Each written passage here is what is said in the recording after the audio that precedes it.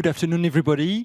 It's a real privilege for me to welcome you today and welcome and moderate this panel. I'm Chief Engineer Jérôme Brun, currently serving at DGA Defense Industry Directorate. And I'm also president of the IHEDN Alumni Association on Defense Economy and Cybersecurity. This is the last roundtable of these 3 amazing days in Paris École Militaire, and we are just here before the closing session with the French Defense Minister, Madame Vautrin, who will be aired at 6 p.m. tonight. The theme of this roundtable today is reshape the defense and technology industrial base in France and in Europe in a context of new conflicts.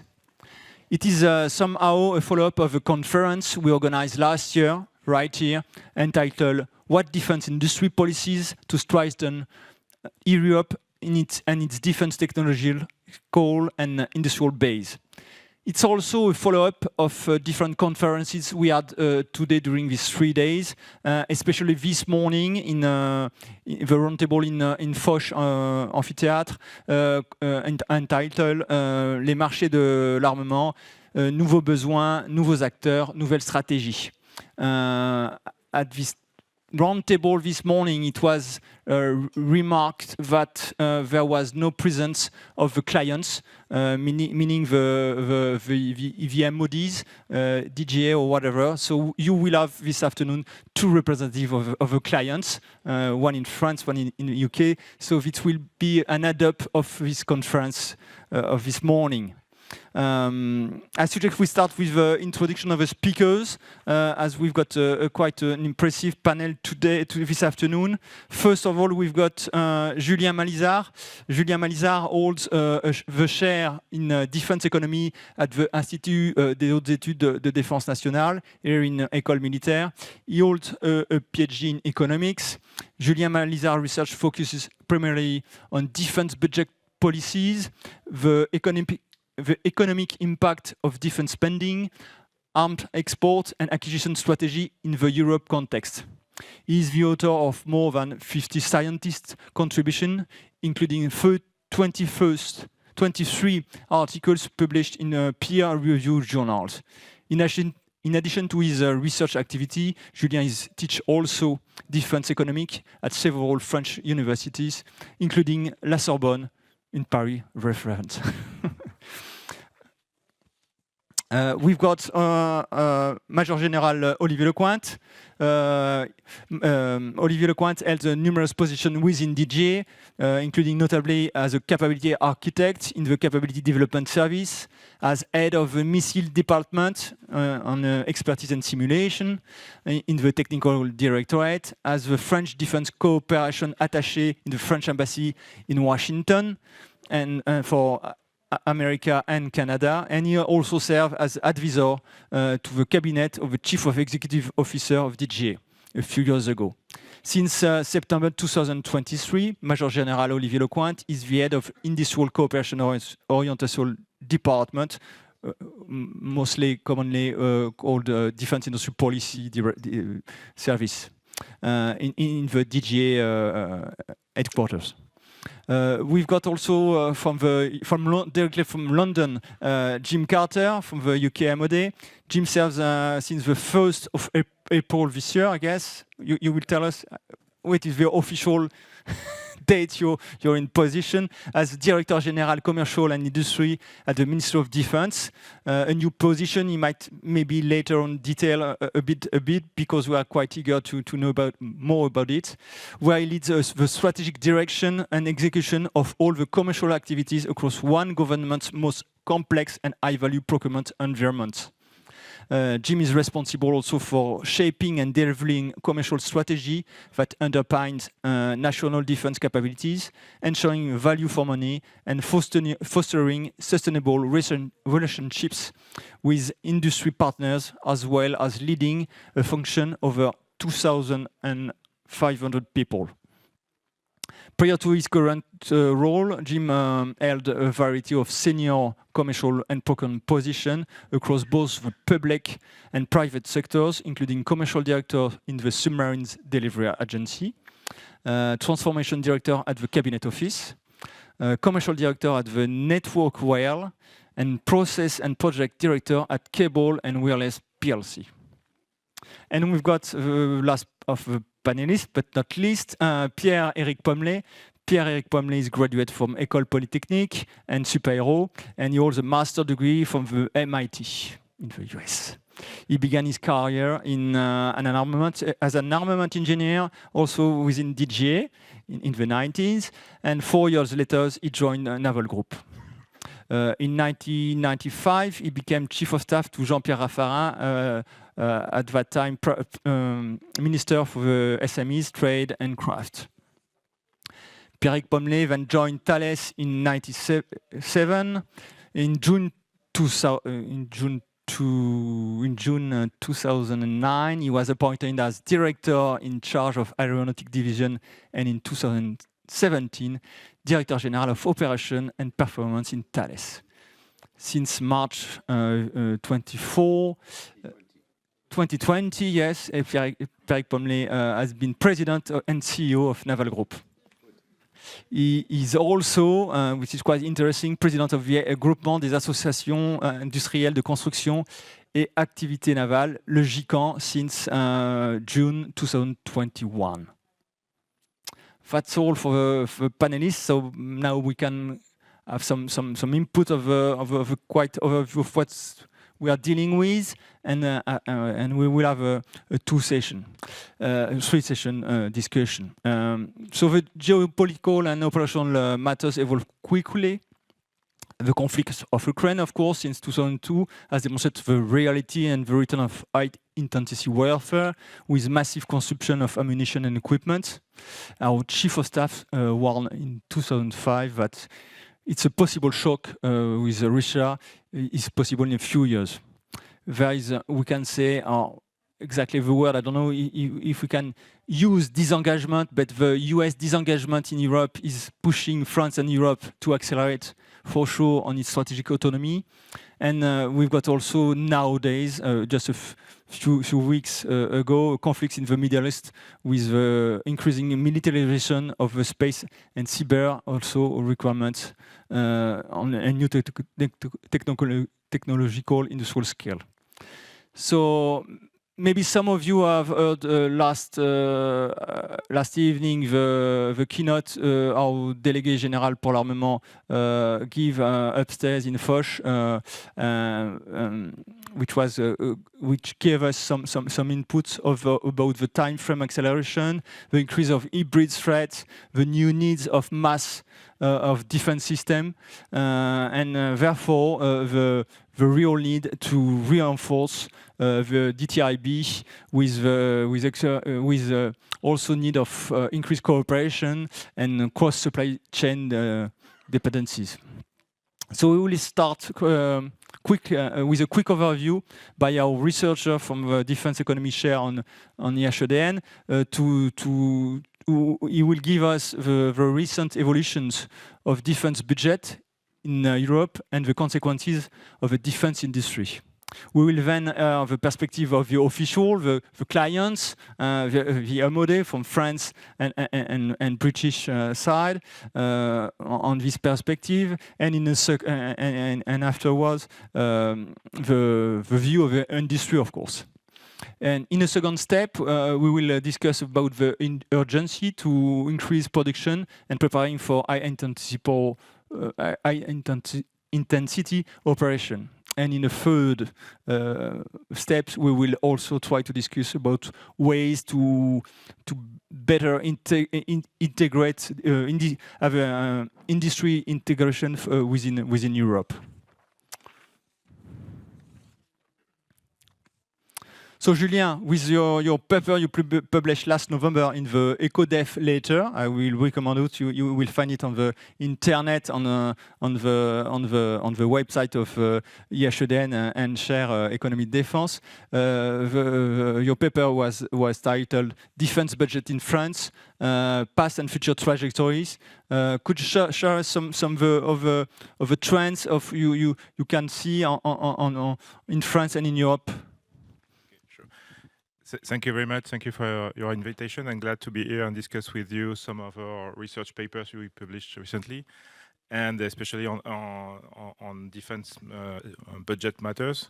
And thank you. You also can sign up for our publication on our website.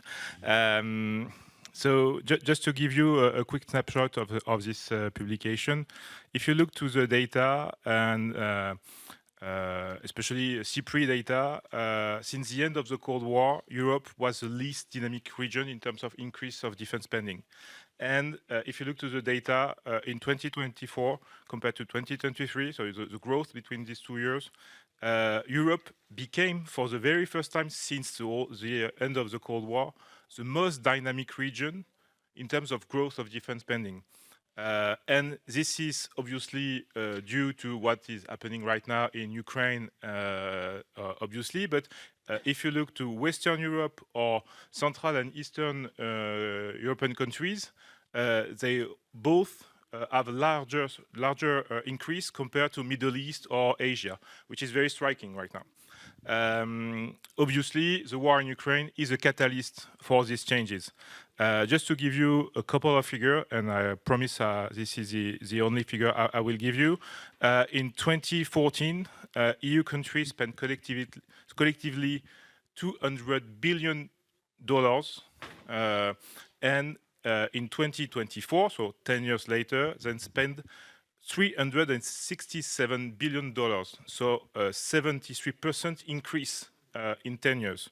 And obviously, you can split 2014 to 2024 after and before 2022. So if you look to the compound annual growth rate between 2014 to 2021, the growth was 4.2%, and after 2022, it was 12%. So a huge increase between after 2022. And obviously, as you can expect, these increase are not the same, are not equal, uniform across Europe. And to mention one of my passion is to draw a scatter plot. And one scatter plot you can draw is the growth of defense spending between 2014 to 2024 compared to the distance between the capital and Moscow. And you have a perfect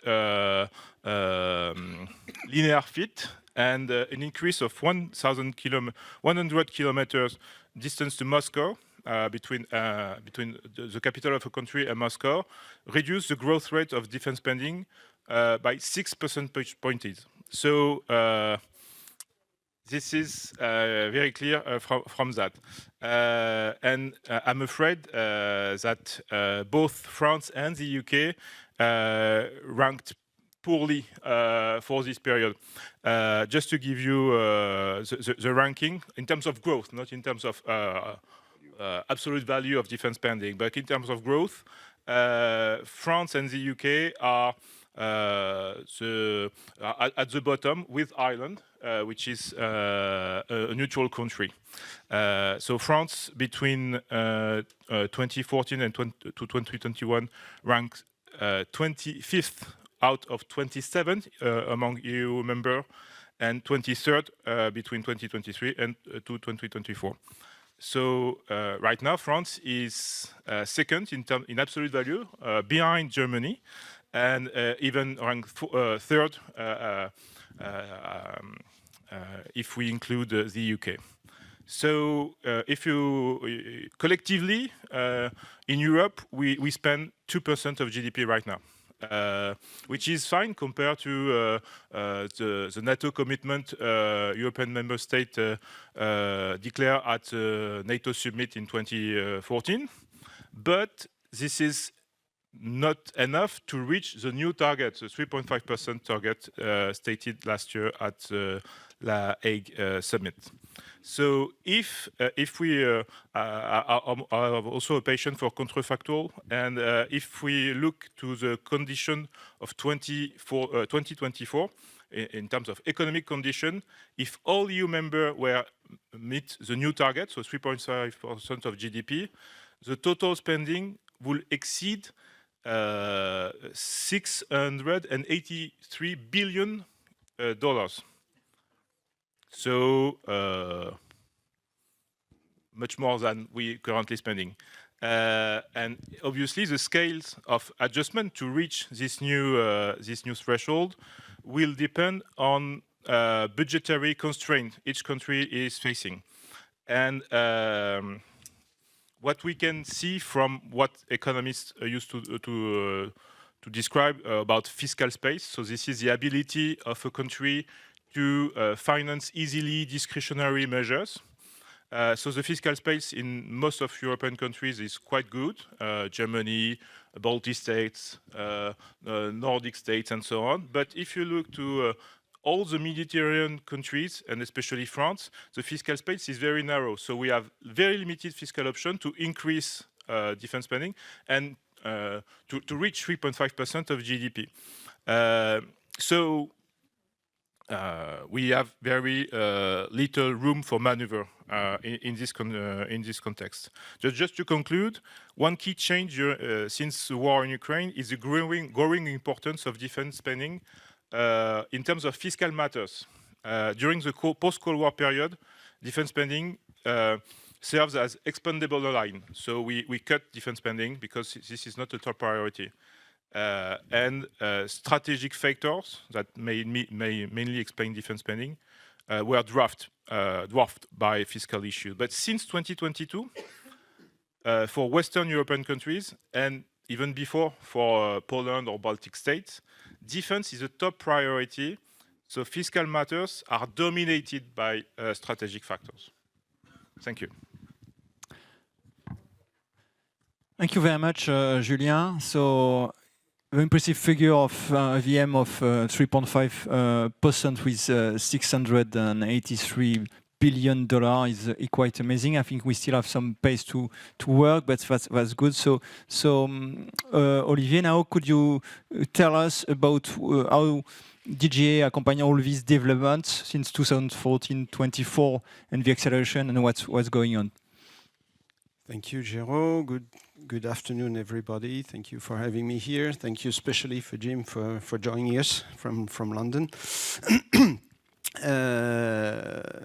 I think that the one first thing I want to remember is the mission of the industry directorate I belong to, which is to make sure that we have the industry capable of building and developing, building and supporting the weapon system the armed forces need. This is the one mission we have. I would say that before the aggression of Russia in Ukraine that you mentioned, basically my predecessors were taking care of industry, having in mind that we had to keep capabilities in the whole spectrum of industry and keep it running. Sometimes the pace was the lowest we could afford, but that was basically the situation we were in until 2022. Since then, there was a big shift, as this is why we're talking about it, and that's, I think it's no surprise to you. And we now have to accelerate. And so, of course, when you design your production capabilities to be at the minimum pace, it's not that easy to accelerate and be fast. So this is what we are living now. And it is about a big acceleration. So the production now is ramping up, and we'll go back on that later on.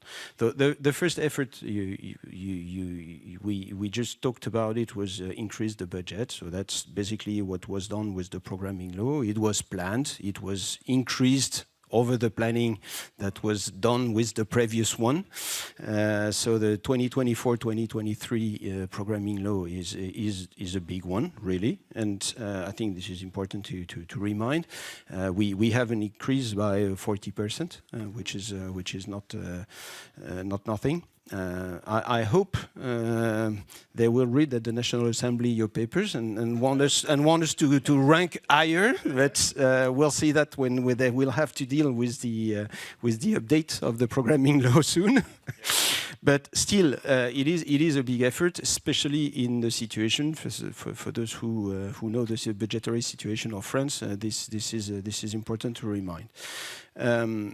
Then, of course, all this is about the war economy. So I will not go back to the name or the branding. I don't know how to call that, but still it is a fact. In this, industry plays, of course, a major role. They are the one building the equipment, and this is something that is sometimes useful to remind. So they are part of the defense effort, and this is really key. We place a special attention. That's not new since 2022 because it started in 2015 with the first plans on SMEs, and because they are the supply chain. I think that what is important to remind is what the Defense and Technological Industrial Base, so BITD en français, but DTIB in English is. So this is about 4,500 companies. The figure is not very precise because it's a living ecosystem. Some enter, some leave, some die, some marry, and so forth. So this is a living ecosystem, but it's about 4,500 companies. Of course, everyone knows about the big OEMs, the 9 big players. We have the CEO of one of them on stage. But basically, I would say the mean company is an SME of about 50 persons, which is, of course, a dual company doing activity in aeronautics or in land system, in mechanics, in electronics, in whatever, with about 20% of its activity, which is linked with defense. So it is important to have in mind because this means that defense industry is not a specific industry. I mean, the companies which are, especially the SMEs, which are in the supply chain, are part of the industry, so the aeronautics industries, the electronics industries, with a special activity in defense. And this is really something that is important to keep in mind. And if you have a look, especially in the aeronautics sector, we are accelerating with the ramp-up of the production of the Rafale system, for instance. But the same ones are also in the supply chain of Airbus for their civil liners. And so these ones, they have to accelerate on the civilian sector and also in the defense sector. And so we are not the only ones asking our industry to accelerate, and this is also something we need to have in mind, and this is why some have difficulties to do so, especially when in the past we were asking them to keep everything at low pace, but still to be working for us. So again, it's all about production for this part of the topic, and so this is why we have to deal with things that, to be fully honest, DGA didn't really take care a lot, I would say, since a few years. It was the case a long time ago, but with regard, for instance, industrial performance, it was the business of industry to make sure they will be able to produce, and we didn't have really to pay a lot of attention to that. Now we are doing it, of course, since a few years. So all this is basically the environment in which we have to operate. Thank you very much, Olivier. So, yes, we've got a major step very closely in 2 weeks' time, as Deputy Benjamin Gazillou told us this morning. But we've got the actualization of the LPM, who will go to the Parliament on the 8th of April next April. So it will be quite short. So, Jim, what about the UK side? Tell us about what's going on in London.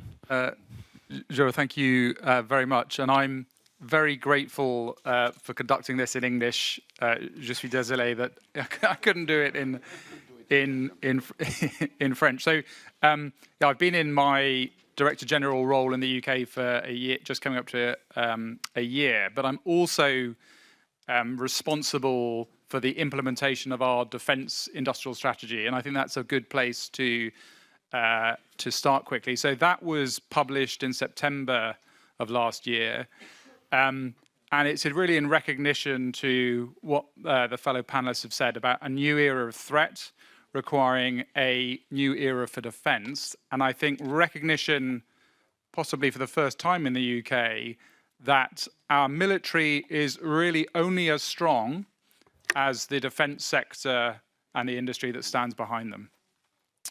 And there are 6 pillars of that strategy, 6 dimensions, and I think they talk very directly to some of the themes of this the panel. The first is that defence can be an engine for growth in the UK, and that national security and national prosperity can go hand in hand. Now, we support 460,000 jobs in the UK, 24,000 apprentices, and there's a really good mix, and I was talking to my fellow panelists about, organisations in all regions of the UK, and defence are investing heavily in growth deals, in skills, defence technical excellence colleges, to make sure that those communities around the UK feel the benefit of that increase in defence spending that Julien spoke about. Growth and tying that into well-paid, highly skilled jobs is critical. The second part, and Olivier spoke to this, is around the resilience of our supply chains and being more proactive in shaping those supply chains. And we couldn't have more topical timing, could we? With the Straits of Hormuz, restricting, throttling the movement of supply chains is something we all need to get better at. And I think there's really good opportunities to collaborate across NATO on that. In the UK, we're investing in understanding and mapping our supply chains, in skills around the architecture of supply chains, but we have a different tolerance to risk now. And in the past, it used to be more just in time and low stocks. Well, you can't afford to operate in that way. The third pillar is about backing UK businesses. We phrase that carefully around UK-based businesses because we're interested in jobs and skills in the UK, and I work very closely with the French primes that operate in the UK. They're a critical part of our capability, but we're developing new levers to help with that dimension of our acquisition. Improving our social value. I'm sure we have very similar in France, but it's our social value approach, and also we've been consulting an offsets policy as well. Olivier mentioned SMEs, and the fourth pillar is around innovation. We've stood up a new organisation within the Ministry of Defence called UK Defence Innovation. It's got a 400 million annual budget, and we've committed to 10% of our equipment plan on novel technologies. And I find this the most fascinating and important, really, part of this strategy. And innovation is a key pillar of our strategic defence review. But the mixture of sort of, platforms and more of this novel technology, when you look to Ukraine, and 87%, I think, of casualties in Ukraine are related to drones, you'd never have thought that would be the case in the past. And I visited a drone manufacturer this week, actually, and they're an SME, they're agile, they're responding to changes in a very nimble way, and that's exactly what we need. And that feeds in very nicely to the fifth dimension of the strategy, which is around procurement reform and acquisition reform. And the targets for the UK system, for the MOD, is we will take 2/3 of the time out of every dimension of our approach. So what used to take 6 years will take 2 for major platforms. 1 year to 2 or 3 months. And to deliver that, we are really ripping up the our old ways of working with new commercial approaches, leveraging technology. That's really important. Leveraging AI, but being more risk tolerant and recognizing that we can take more acquisition risk to reduce operational risk. So we need to move quicker, and Ukraine has been a rich area of learning for the UK because of the speed with which you need to adapt. And one of our ministers spoke very recently. There's no point stockpiling drones because they change, and the countermeasures. What you need is the ability to surge with the latest technology, and then to be able to scale at pace, utilizing the latest technology. So procurement reform is critical. And the final pillar is partnership. So that is, for us, partnership with, and a new type of partnership and relationship with our suppliers. Recognize their innovation, recognizing their investment, working them in a different way. We want to harness their skills.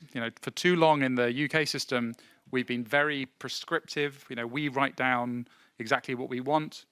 That we're changing that approach. We now come with problem statements. We want to achieve an outcome. How can you help us deliver that? But the other critical part of that partnership is around international partnerships. And I think there is a real recognition that we cannot do everything ourselves.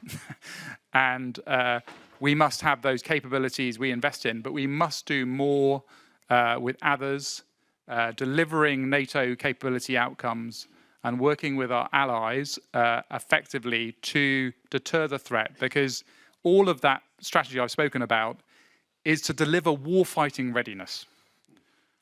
That is the key objective. Warfighting readiness will deter the threat, and that is better done together. Thank you very much, Jim. So that was good to have a point of view of two MOD clients. I think now it's time for Pierre-Eric to, if you could share your feeling about this new development on the industrial side.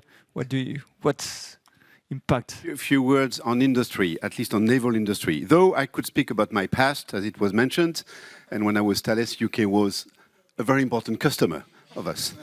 Now it's a little bit more difficult, but who knows? Who knows? We have good product. I've been all my life in the defense industry in one way or another.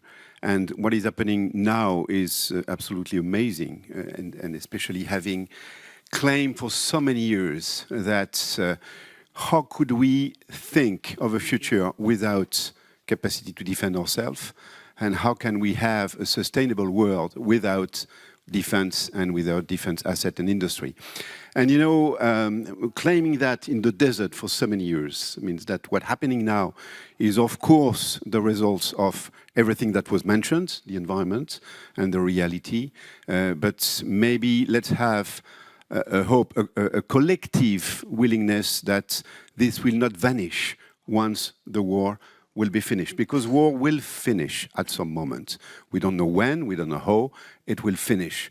But the fact that in any case, we will need to be able to defend ourselves, to be strong, and to be strong in defense, of course, having a strong industry, hopefully, will stay there. The question was, are we ready to equip our forces? Are we? And thank you very much to the panelists and to Olivier and Jim mentioning the fact that now the budget are there. Olivier, you've mentioned it. There is a willingness to increase the budget to have the money, because if you want the capacity to deliver, you need a tripod. Somehow you need money, and I will come back. You need industry, assets, technology, and you need people. And having the budget trajectory that we envisage is, of course, having the fuel that will allow things to be done. Knowing that we need budget, but we need money. We need, of course, customers that will be the customers of what industry will deliver. but we will need us as industry financing capacity, financing scheme in order to finance the growth and, as it is asked now by our customer, anticipate. And not, even if the contract will come quicker, even if there is a visibility, we need to anticipate, and then we need money for that. When a few years ago, in this famous, when we were claiming in the desert, you know that due to many reasons, that are good reasons, but called ESG, defense was not in the priority of financing of, let's say, the overall banking sectors and financing sectors. And we perfectly remember it was not long time ago, 2019, where defense on armament seen from bank in their exclusion environment was seen as tobacco, games, alcohol, and eventually other sector, but clearly said, same. So everything has almost vanished. Let's be careful, almost. And now we have access to financing. But let's hope that this will be, and this will stay, and this will remain as it is now. But remember that a few years ago, armament was not considered by the banking sector. It has changed, maybe because we have budget, we have opportunities, we have markets. Let's hope that it will continue. Then we need technology and we need industry. Olivier, you said it. A few years ago, we were, and it was, I think, same in the UK, looking for what is the minimum size in order tomorrow to, at least for the sector I have the honor to manage, it was the case. And more than that, in the naval industry in Europe, we have kept the assets. Some will say that there are too many companies making boat, ships and submarine. I will say today, and I will claim that Europe has to felicitate. I mean, really have to consider that we have done the right thing. And keeping the capacity to deliver, and to deliver with our shipyards. And you know that shipyards in our domain are assets that are often 100 years old, very difficult to move. And if we close a shipyard, we close it almost forever. And by the way, this is what happened in the civil maritime domain, where Europe has closed a lot of shipyards, and they've gone to Asia, most of them, and it will be very, very difficult to recover. But in the defense domain, we have kept the capacity, and we've kept the capacity that now allow us to go quicker and to go faster and to deliver. And in France, thanks to the loi de programmation militaire and the assets and the willingness to develop increase, we are in a moment of a complete renewal of the naval assets, because France is renewing the submarines both in the SSN and in SSBN. And by the way, we've reached now a rhythm of delivering of SSN, so sous-marin nuclear attack in French, of almost one per year to be delivered, and sustaining a fleet with 80% availability. And I think it was done thanks to the continuous support of DGA and Navy and support. And we're renewing the SSBN, the new deterrents. We're renewing the aircraft carrier group. As you know, we're renewing the frigates, renewing the supply ship, the mine hunter, etc. So we are in a moment of heavy investment in order to renew. So we need budget for that. We need assets. Speaking about industry, technology, and I would say more important, we need people. And what happened in the last year also allow us to proudly go to the landscape, to the lands, to the territories, asking people to work for the defense industry. And then again, let's remember that just few years ago, and when I arrived at Naval Group, I've started with many, visits, of course, as you do in the sites, and meeting many young engineers. And some of them, a lot of them, were saying that they were unable in their friend environments, even family environments, saying that they were working for defense a few years ago. Now it has completely changed. Now people are proud to work for defense, and now we are proudly going to university and to schools in order to say, because and you say that, so cool, we need to go faster, we need to go quicker, and we will come back, I hope, in the next question of the panel. But we need also to look for long term. And this is a characteristic of this defense industry, this fantastic defense industry, that we are building assets that will be there for many tens of years, many generations, and for that we need people that will be able to make them and to maintain them for the land. So budgets are coming, financing is there, we've kept the assets, and we are in a way of increasing the investments and the capacity to deliver, and we're doing it. And we are now able to find people or to convince people to work for defense industry. I look at the assembly, we're convincing men, that's good. We need to convince more women. And I'm very serious saying that. We will achieve this resilience and capacity of industry to deliver when there will be 50% of women in, of course, the environments, defense environments of the government, but also in our industry, because working for the society and working for the resilience in the society and the sustainability should convince women also to be part of this adventure. Thank you very much, madam. Thank you very much, Pierre, for these perspectives. Yes, I can just add and notice about the need for people. There was a roundtable on human resources on the first day of this year, PDSF. I recommend you can have the session on YouTube, I think, next week, and I recommend you have some clues on what human resources challenges we are facing in defense. And your human resources director was involved in this roundtable, Jean-Luc France. Thank you very much for this first sequence, I would say. We will now go to the second sequence, try to be a bit quicker maybe, on war economy, ramp up mass production, what are the answers? So Julien, in the economy, again, economy defense letter, but the last one this time, the one you write in last February, you discuss about the rearmament of Iran thanks to the synthesis of the annual conference you hold and you chair it was in le Sénat. L'Assemblée nationale, le Sénat was for the cyber but you were in Assemblée nationale last November, the 19th of November. What are the main lessons you will draw on this subject? Thank you very much. I have two main takeaways of our conference. And the first main takeaway is the role of EU in the defense market. And just to give you a last figure, I'm sorry for that, I said it's enough, but a report from the European Parliament mentioned that the cost of non-cooperation in the defense sector is about 10 billion euros, just alone for the defense industrial domain. Largely due to what is not a surprise, fragmentation, duplication, and lack of interoperability. So if we look to the past, defense European cooperation developed through intergovernmental arrangement. And we have a different period just after the Cold War.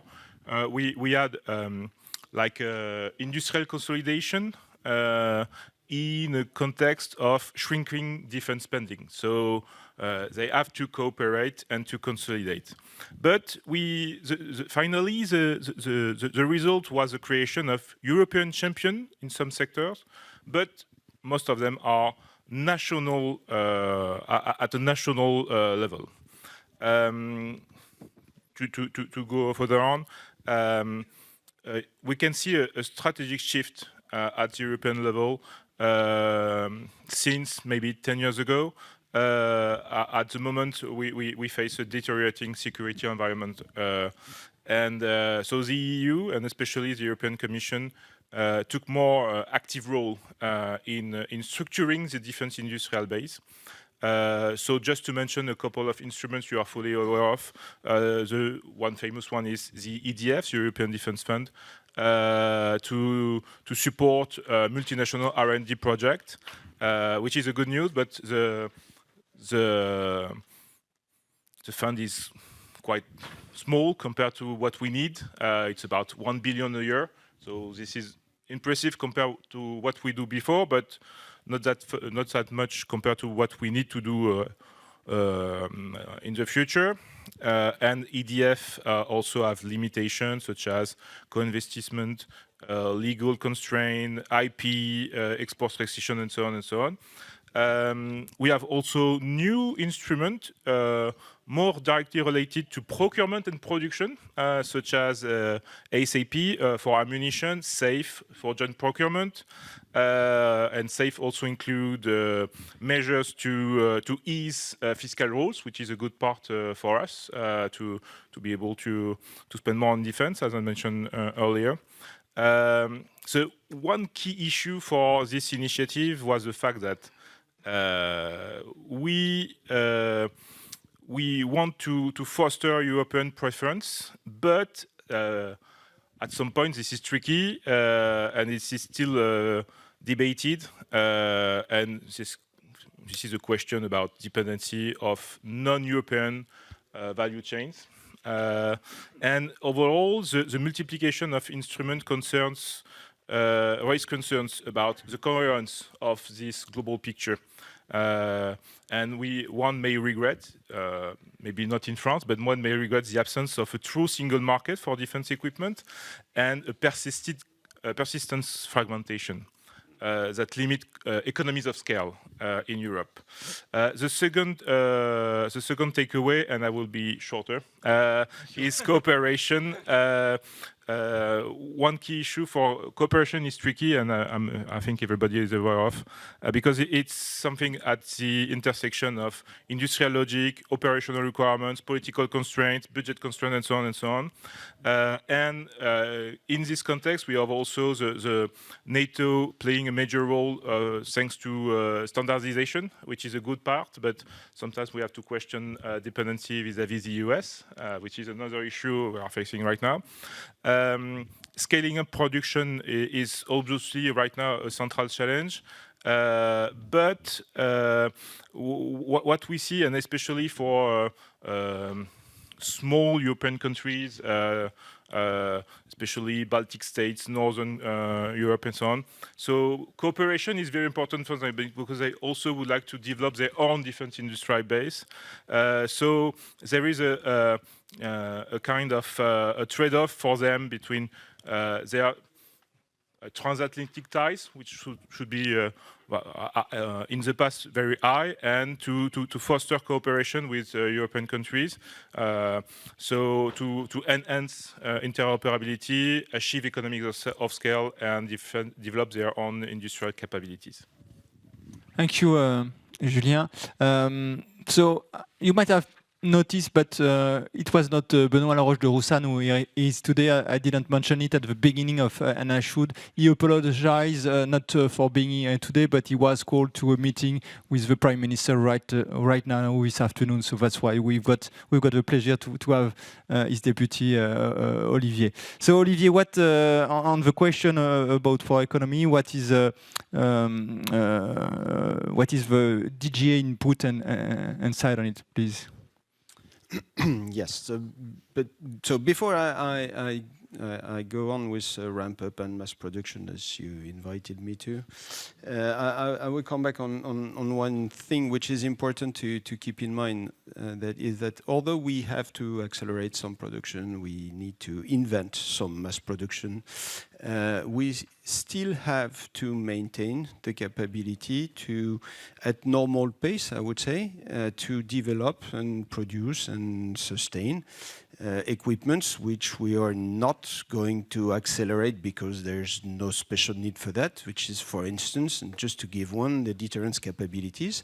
There's no war economy with regard to deterrence, but war economy mustn't slow down deterrence capabilities. So this is important to keep in mind, because we have to, for some part of the business we were doing in the past, we have to go on the same way, make sure it is still working well and there's no threat to it. But on the other hand, for some other sectors, we need to ramp up, and we need. So this is also something which is important to keep in mind. War economy is not everything with regard to the DTIB. A second point, an interesting one, I didn't plan to talk about, which is the dependency with regard to the US. Because we have always made sure in France that we were keeping our autonomy, sovereignty, if we want to. On that specifically, I would say sovereignty is really the key word with regard to what I mentioned before, deterrence, for instance. For the rest, it's more about autonomy and having the capability to autonomously develop, produce, and sustain our equipment. Autonomy is not autarcy, and we have a lot of cooperations in the defense sector, and we're happy to have this cooperation. Very important for a lot of reasons. It's not the point of today, so I will go down to what I plan to talk about with regard to war economy. But all this is still important to have in mind and to remind, because it is still true today. So restoring visibility and capacity is, of course, one key point with regard to the acceleration and in order for industry to build business plans. I think this is also important to keep in mind that we're talking about industry. So business plans is everything about what industry has to deal with. So the programming law, we already talked about it. Just two figures I would add, because they are important also to keep in mind, because this really means what's going on. DGA placed 38 billion euros in orders in 2025 about. The previous record was 22, 23, if I remember well, a few years ago. So just to give an order of magnitude of what's going on. Of course, everyone is saying, yes, but there was very big contract last year. Okay, so now there will be subcontracts placed by industry and so forth. But next year, it's going to be normally, which is planned, is 42. And there's not that many big ones. So I hope that my colleagues, and I hope the force is going to be with them, because they didn't double the number of contract officers, but that's another thing. So we'll see. But this is what is planned. One of the key things we had to deal with was to remove all the structural barriers we had in the DTIB to scale up. And unfortunately, there's no factor which is a silver bullet. So we had to deal with a lot of things that we, as I said, we were not dealing with before. One example is human resources. At the last trade show, which was Le Bourget in June, all the SMEs, all the companies I met with told me about their issues with regard to recruitment, how they can have people to be able to scale up and to accelerate. This is one of the big barriers, for instance. So then DGA created a partnership with France Travail. So we're not becoming the human resources of the DTIB, don't worry about that. That's not our job, but still it's a problem for the DTIB. So we have to deal with it and to figure out solutions to help the defense industry in their human resources issue. So who would have bet that DGA would do that 5 years ago? And for sure not me. But this is ongoing. Financing, you mentioned it. I fully concur with what you just said with regard to the position of the defense industry a few years ago. It is true that in principle it has changed. It has changed because we had a lot of discussions with the finance sector. We talked with the banks, we talked with the funds, with all the ones who are supposed to be able to support us in this area. And I can say, because this is facts, that all the big banks in France, at least, have removed what was an issue that you mentioned in their criteria with regard to the situation of the defense industry. So they are, at least in principle, on their papers, ready to finance defense. well, it is true that I still meet with SME, owners who still have difficulties with their local banker, who may not have yet reached the new version of the criteria of its bank. But still, it's moving in the right direction. This is what I would say. And we have created, and all the banks have named one. There is one defense person, one interlocutor in each bank, and we have in DGA one single person who is in contact with all of them. So all this is improving, and of course we have to go on with that. Supplies, of course, there's a lot of issues, and we could talk about for hours about the supply issues. Just one point, we realized that we missed tools to deal with this topic. So in the previous programming law, I don't know if all of you noticed it, there was in the legal part, the administrative one, the regulation part of the programming law, several articles which allowed us to create new regulations. And so we can now, and it is already in place, all the 9 big OEMs of the DTIFB did what was required. So we placed decrees and regulation to deal with stocks. Which didn't exist, and of course stocks, financially speaking, it means something for the companies, so it was necessary to force, I would say by law and regulation, to do what was necessary. So this is one part also of the programming law that was voting in 2023. I just give this example. There are several others. We can prioritize, we can do a lot of things. We have tools now in the regulation which will allow us to accelerate if we really need, and I would say in a high intensity conflict, because we do need to accelerate already. And all this is important. We also had to reach out to the civilian industry, because if we want to broaden the DTIB, we need to figure out some additional players. So unfortunately, it is not necessary in all sectors. So we had to deal about that, depending on the activity which needed to have some help. But this is also going on. And just to finish with that, I'm only pointing a few topics, and we'll be happy to answer questions afterwards if you want. But ramp-up is going on, and this is something which is important to remind. We're always talking about what needs to be done, all the issues we face, and what we do to solve them. It is going on. We multiplied already by 2 or 3 the production for missile systems, all of them. 2 or 3 depend on the missiles, but it's already done.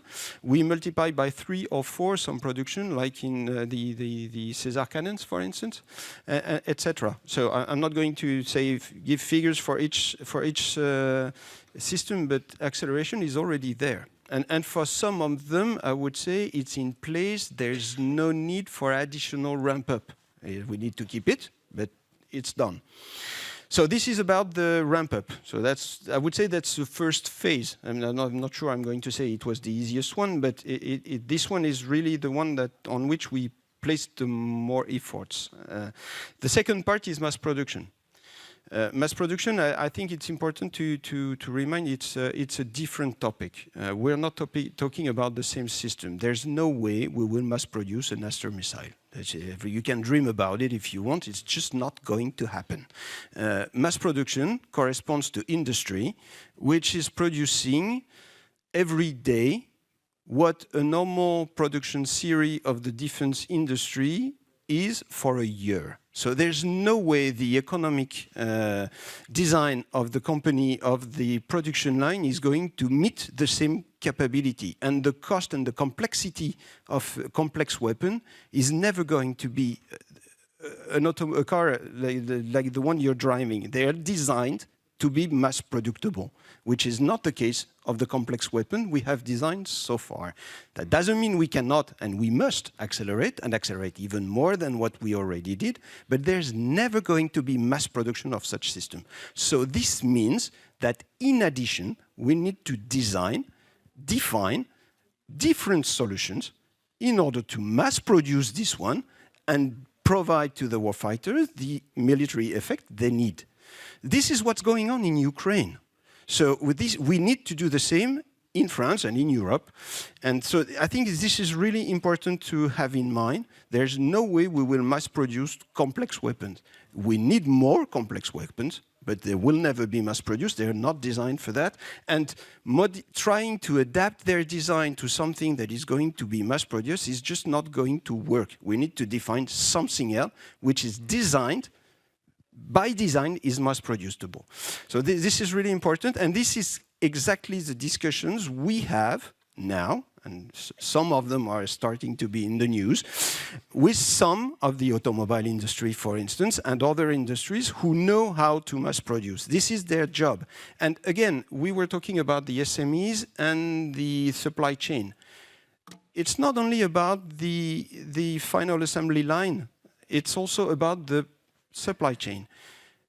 If you want to mass produce, you need a supply chain to mass produce. So, and again, as companies, and have a look at the automobile industry, it is organized to have subcontractors, which are also mass producers. So all this is important, and so we need to have discussions with those who are okay for that, with regard to define systems who are mass producable, and they will be using their supply chain because they have a supply chain which is capable of mass production. So this is really something that is important. We have several discussions with such industry, and this is going on. And one key point, and we finish with that, is it is important not to oppose and not to mix acceleration of production of the current weapon system and mass production.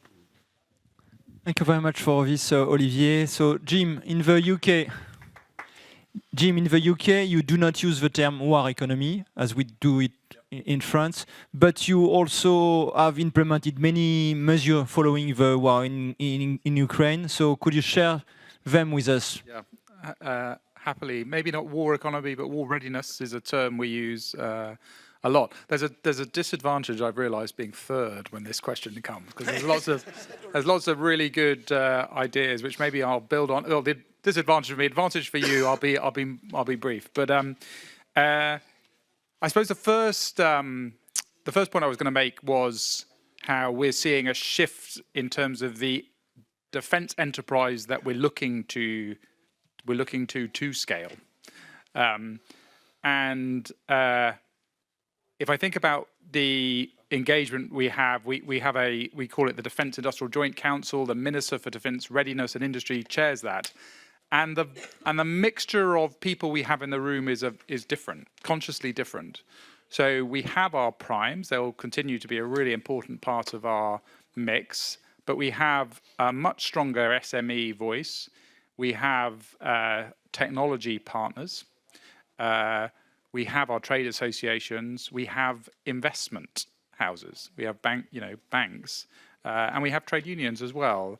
And I think that is a reflection where we recognise the primes of today might not be the primes of tomorrow, and those neo-primes or those technology partners, and where we see this sometimes becoming a war of software almost more than a war of munitions. And it picks up a bit on Olivier's point around dual use, and I think this exploring conversations with the kind of car industry, who have proven for years they are very, very good at manufacturing at high pace, that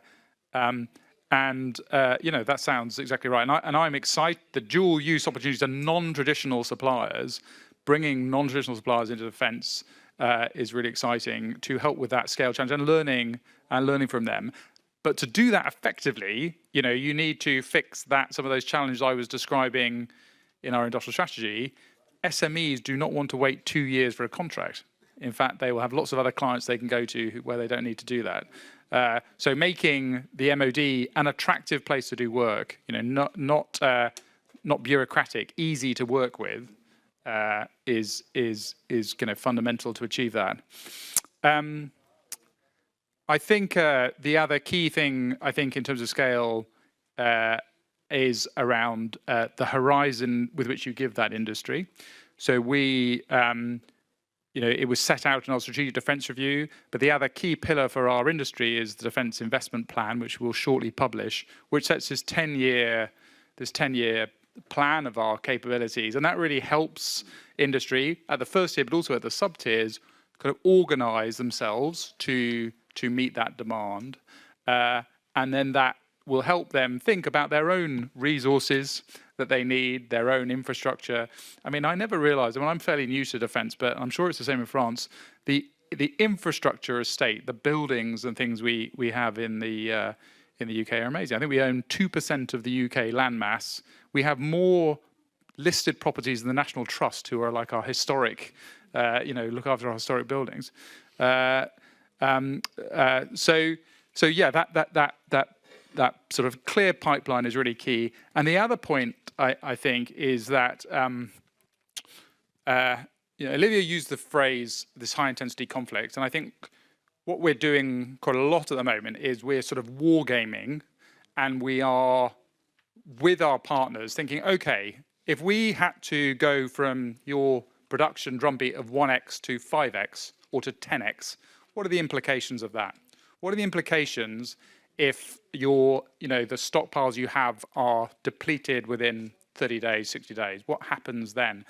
And I think that then leads, we have a phrase, is a pre-mortem rather than a post-mortem. When you work out, God, the patient's died, what do we do? You do that in advance. You think, okay, well, let's test the system, really stress test the system, and let's see what we need to change to address those issues. I was listening to a lot of the same things we're doing in the UK.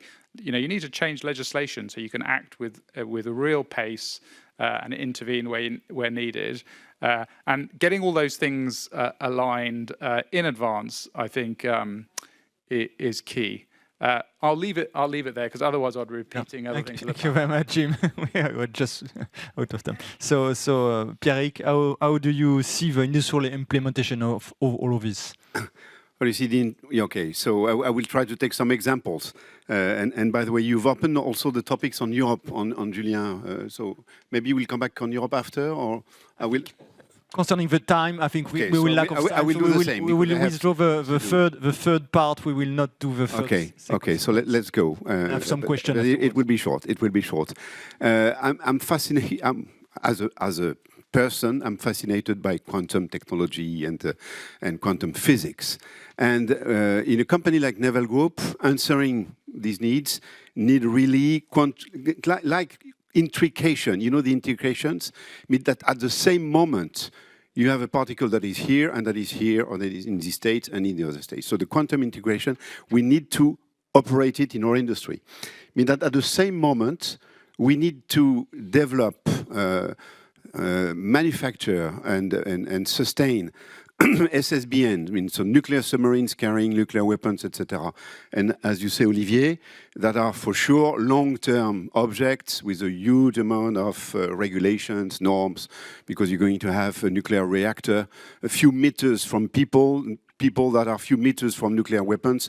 So here, you need to do it properly, in the right way, and these submarines will be at sea for many weeks, etc., etc., and deterrence has to be every day, 24 hours a day, 7 days a week, etc., etc. So here, but at the same moment, we need to be very reactive on the market, on the products, and on the capacity to develop very short-term capacity. Of course, you know them very well, drones, anti-drones, countermeasure, etc., artificial intelligence, but at the same moment in a company like Naval Group, we need both. Concerning drones, things really happened in the last few years.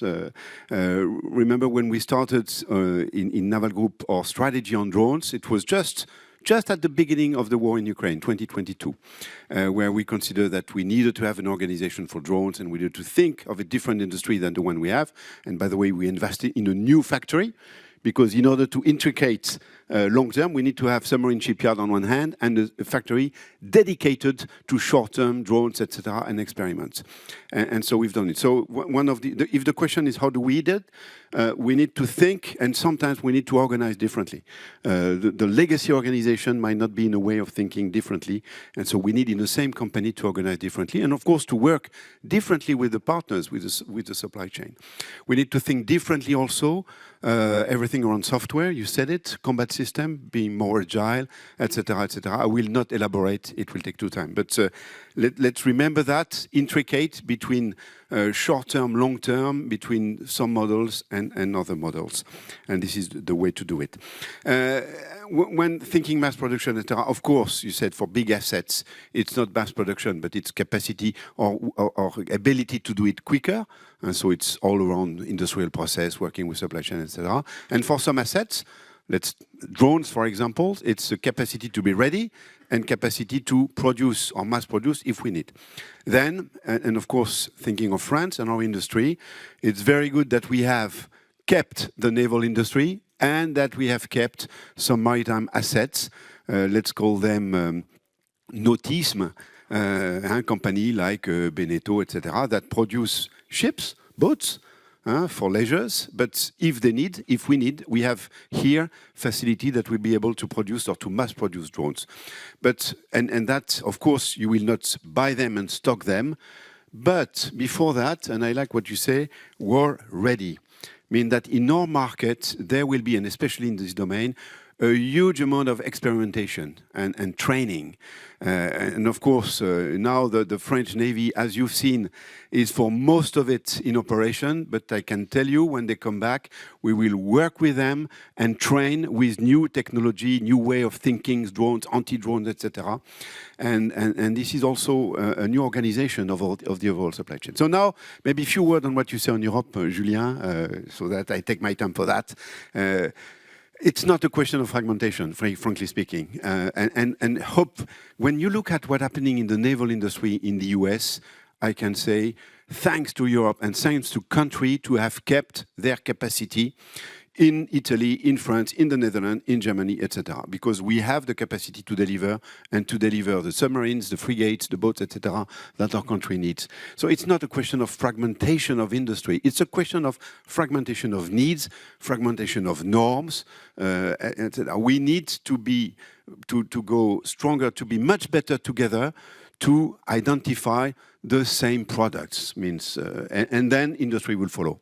And the fact that we have industry in Italy, in Spain, in Germany, etc., will be a strength. So it's not fragmentation of industry, it's a fragmentation of needs, etc. And finally, let's remember, single market. There is okay, I don't know exactly what the words are meaning. Defense is not a market because we do not have the right to produce weapons. We do not have the right under exception. And when we have exception, we can produce. So what is a market where everything is ruled by the state?